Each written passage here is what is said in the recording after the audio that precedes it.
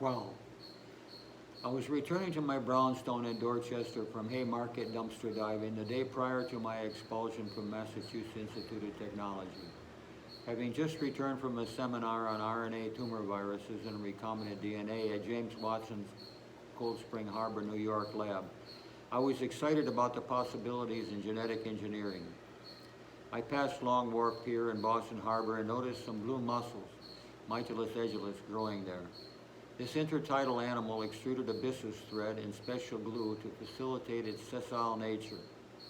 Its mantle extruded conchylin.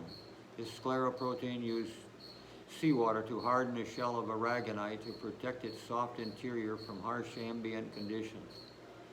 These characteristics presented me with the possible eventuality of finding DNA bricks needed to create a possibly new building material to construct my great bridges. The mussel was just the flicker of hope I needed to keep me around after what MIT did. My colleagues at MIT and Cold Spring Harbor were not at all of my mind. Not one I knew believed that there was any hope for mankind. The ecological situation was hopeless, they felt. This was in May of 1983. Imagine how much more entrenched they must be in that mindset today. Things turned around for me. I found a buyer for my Massachusetts Avenue brownstone.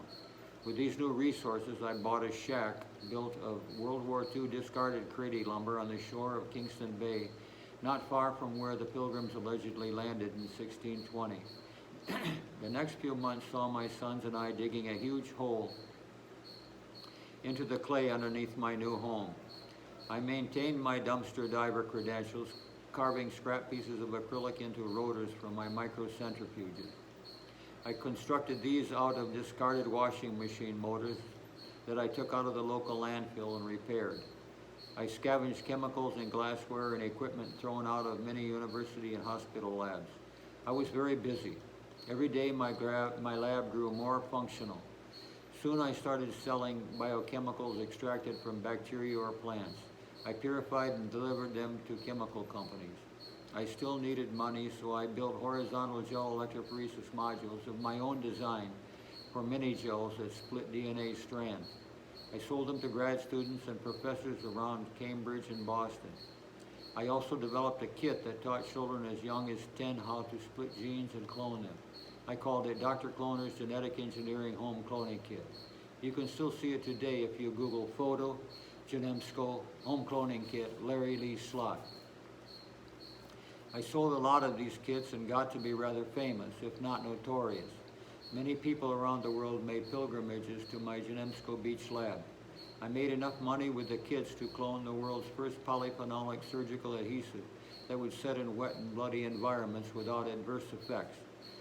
I cloned muscle byssus DNA repeats in E. coli bacteria inside PBR322 plasmids. I detected my protein constructs with Valb-C mice antibodies. The polyphenolic adhesive alone in 1987 was worth $770 million per year in surgical operating room economy. Using the same Mytilus edulis, I also cloned some of its mantle cell DNA, creating in vitro a very small amount of my envisioned building material. The material I called Caline, calcium carbonate impregnated conchylin protein. It looked like a small South Sea pearl after I added seawater to it. If selection conditions are stringent enough, you can select for what you want, and I was very lucky. To finance my building material aspiration, I got ready to license the adhesive.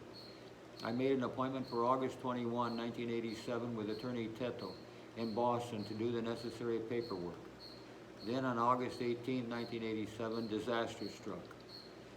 Kingston residents objected to my mad scientist-like behavior, especially my use of Valb-C white mice and feeding of wild birds.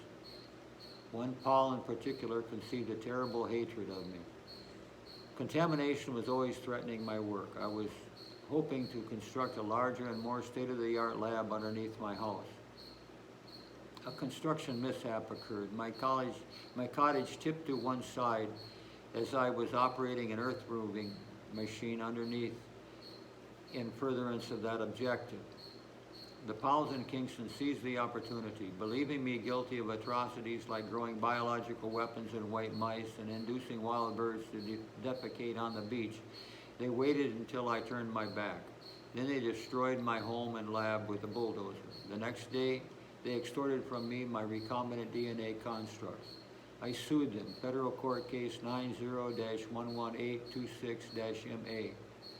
After nearly a decade, I eventually prevailed and won millions.